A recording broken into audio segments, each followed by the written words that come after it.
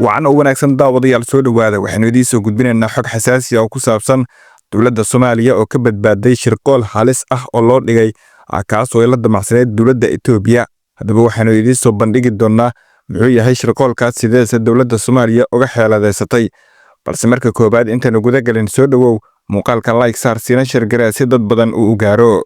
ogeysiis muhiima ma tahay qof sonkor qaba oo raba inuu sameeyo baaritaanada ku habboon oo dhammaystiran diabetic profile test ma tahay qof uu hayo cudurka sonkorta oo ayna u fadhiyin sonkortiisu ma tahay qof ay dhibaato soo gaarsiisay sonkortu ma ku wareersan tahay nooca sonkor ee aad qabto ma ka camanaysaa lamaanayaasha labada ah ee saaxiibka la sonkorta ee kala ah dhiigkarka iyo kolestaroolka haddaba Dr. Cirro oo khibrad dheer u leh sonkorta iyo cudurrada kale ee lamaanaha ku ah ayaa wuxuu diyaar kugu yahay Daryeel Hospitalis ee magaalada Kismaayo. haddaba soo booqo dhakhtarka oo la kulan si aad iskaga daweyso cudurka sonkorta.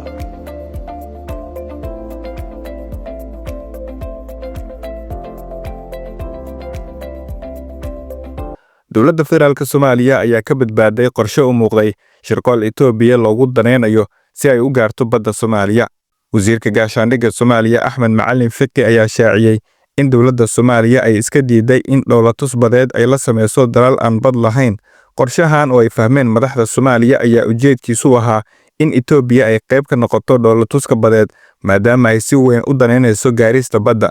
waxaan diidnay in dowlatus badeed aan la sameyno dalal aan bad lahayn. dalkeenuna kama dhacayso taas ayuu yiri wasiir Axmed Macalin Fiqi.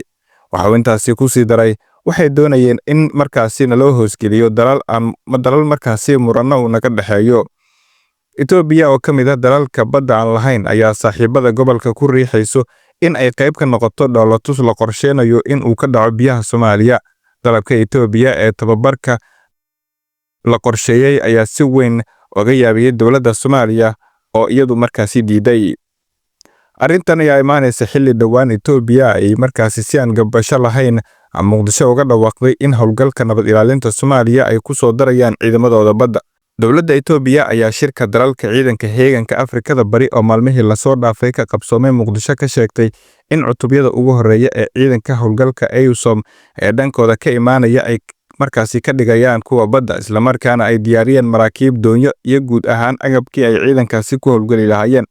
saraakiisha Itoobiya ayaa dood yaab leh ku soo bandhigay shirkaasi iyagoo la soo baxay heshiis ay markaasi sheegeen in dawladda Soomaaliya iyo Itoobiya ay ku kala saxiixdeen Addis Ababa markii la qaybsanayay ciidanka EUSOM kaas oo dhigaya in xilligaas ay Soomaaliya ogolaatay in ciidamada loo soo dirayo ay ka mid noqonayaan kuwa badda. dhankooda saraakiisha Soomaaliya oo markaasi hogaaminayay wasiiru dawlaha gaashaandhigga iyo ku-xigeenka taliyaha ciidanka xoogga dalka General Made Nuure Sheekh Ufrow ayaa si adag uga hor yimid qorshaha Itoobiya ay Soomaaliya ku keenayso ciidanka badda waxaana shirka maalintaasi ku soo dhamaaday buuq iyo sawaxan. si kastaba ahaatee Itoobiya ayaa weli ku howlan sidii ay ku soo gaari lahayd badda xilli uu fashilmay heshiiskii xadgudubka ahaa ay la gashay Somaliland waxaana haatan sida muuqata yoolka qorshaheeda ku gaari karta u bedeshay mid xeeladaysan oo markaasi loo hoosaasinayo Soomaalida.